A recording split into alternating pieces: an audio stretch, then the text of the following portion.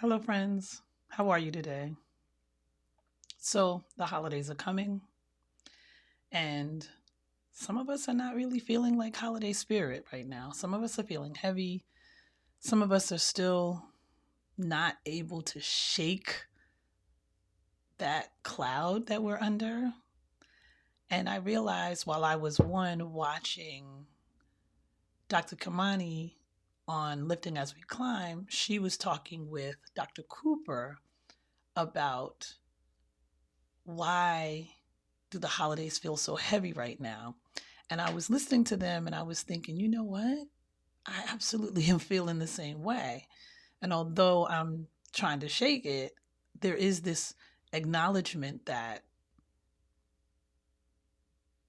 I'm feeling the feels. And whatever they are, I need to feel them. They also talked about recognizing that there's grief and that lots of people are experiencing grief during this holiday season. It's a loss of family, it could be a loss of loved ones, it's a loss of self, just disillusionment with this election, the fact that we knew we were second class citizens, but that there's more than half of the country are feeling a certain way. And so just going out and celebrating with others doesn't feel good. And so I really appreciated their back and forth, honest conversation. And it had me thinking and percolating what I wanted to talk about. And so that was in my head. And then I was in church. Shout out to Dr. Lester Taylor of Community Baptist Church, which I'm sure he won't be watching this channel, but I'm shouting him out anyway, because he has been talking about living a grateful life and taking, I won't say taking control, but just being positive, like pushing forward. And so those two encounters and interactions helped me to form our conversation today.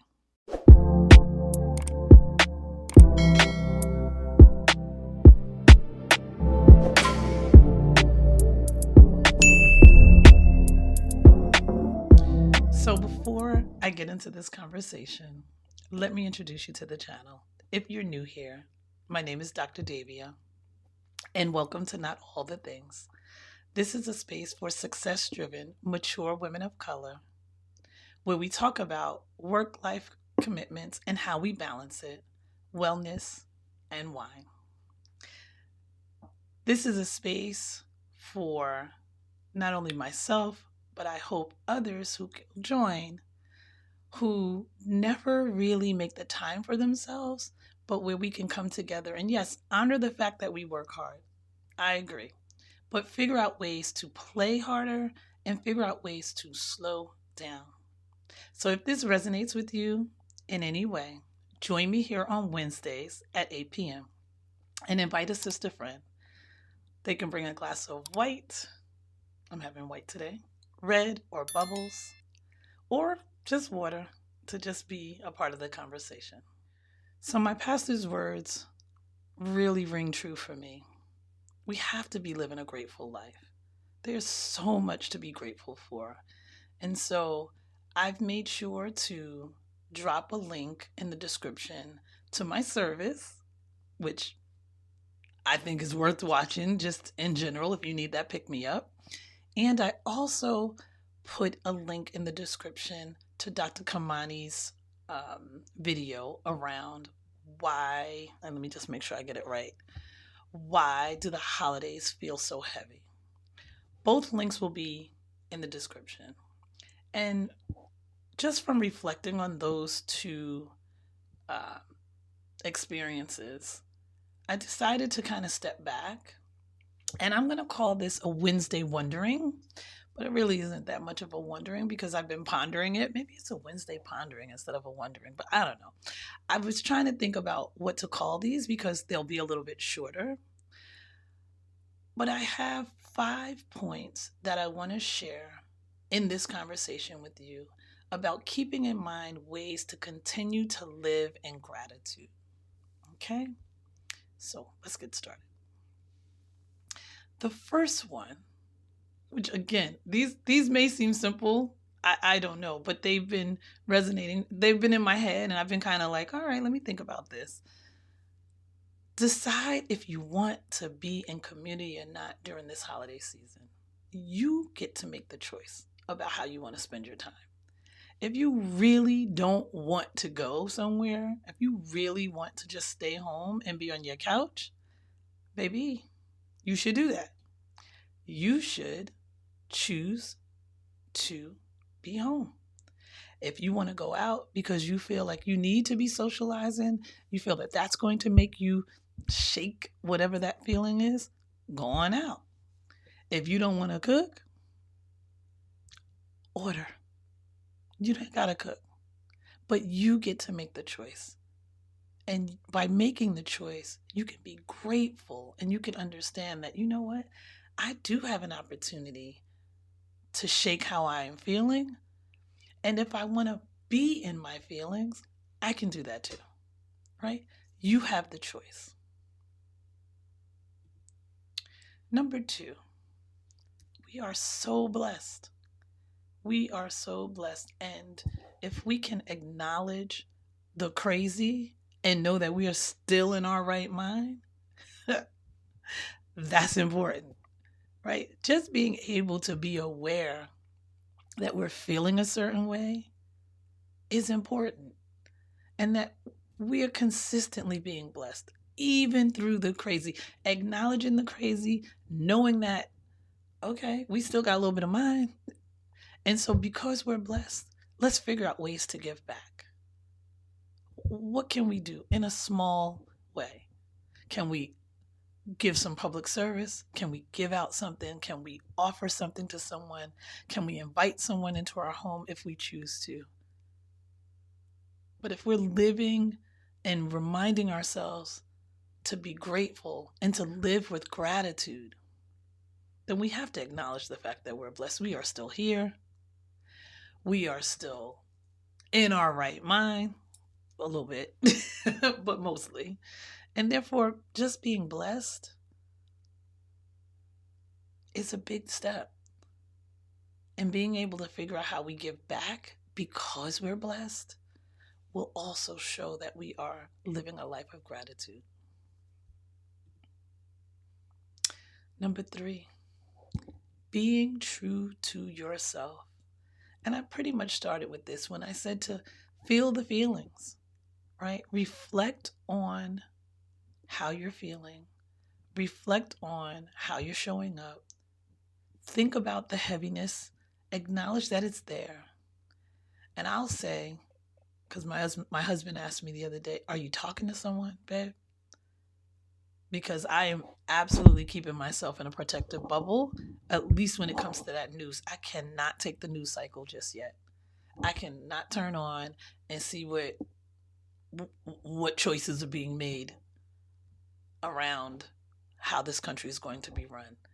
And so, yes, I am talking to my friends. Yes, I am talking to my husband. But I am also being true that I am feeling the weight and I can't quite fully shake it. But I am going to be living in gratitude because I realize that 1, I have a choice. 2, I'm blessed. And 3, I just got to be true. I just got to be true to myself. For real. Number 4, be thankful and remember whose we are. And I love this. And this was stated in our service and stated in a way to think about who we are connected to spiritually. And whoever you believe in, whoever your God is, whoever your Allah is, but that you have a spiritual connection. And it's bigger than the presidency, right? It's bigger than the person who's in office. You also have a connection and appreciation culturally. Women of color have been doing the damn thing for a long time. We've been holding the weight and we have been the backbone. not only in this country, within our community. And so culturally, we can be thankful, right? And we can remember whose we are, and we can express appreciation on a regular basis, right? So we can be thankful and remember whose we are spiritually. Also understand that we have a strength in us culturally. And I would also say connected to our ancestors, right? Remember who we come from. Many of you watching had strong grandmothers, grandfathers. You have people in your family who have had to do more than what we've had. We live in a very blessed, cush life in comparison, right? And so then that helps me to continue to think about how I can be grateful and how I don't have to be so burdened by the external that's pushing against us right now, or at least that's making me feel a little closed in at times, right? So that number 4 is to be thankful. And then number 5, acknowledge the moment and be in the present and begin to celebrate the small wins. You got up, you got to work on time, you dealt with all the crazy traffic, you got the project done, whatever it is. The family's safe, everyone's with you, no one's ill. Be in the present moment, acknowledge the present, and celebrate the small wins.